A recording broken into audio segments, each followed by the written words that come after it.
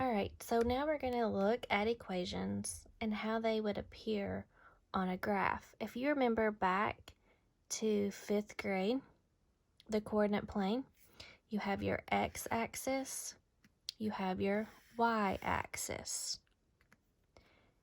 In this equation, we have an x and a y. They have given us possible solutions for the variables in this table. Ms. Stiles, what do you mean? Well, if I were to take each of these x solutions, substituted them into my equation, I will get the corresponding y value. Take a look. Y is equal to 2x is my equation. Let's substitute each time for the x. 2 times 1, 2 times 2, equals, 2 times 3, and 2 times 4. We should get the corresponding y values. 2 times 1 is 2. 2 times 2 is 4. 2 times 3 is 6. And 2 times 4 is 8. So when we substitute this x into my equation, we get the corresponding y values.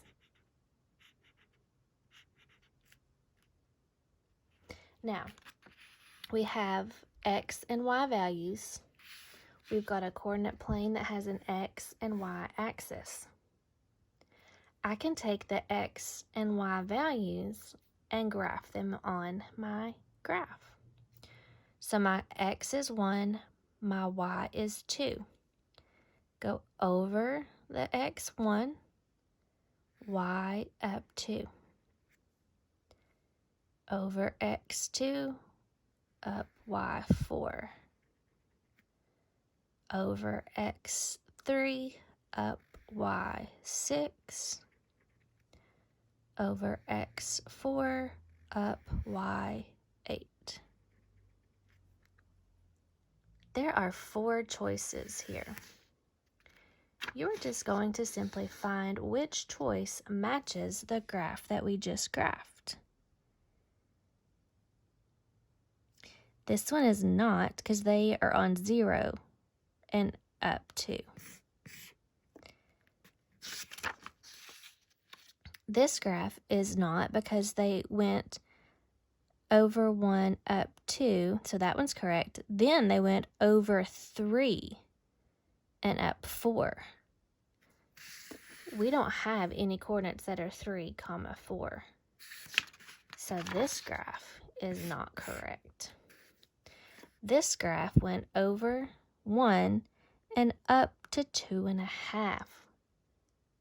We don't have any decimals in our coordinates, so A is the correct answer. Now let's take a look when the graph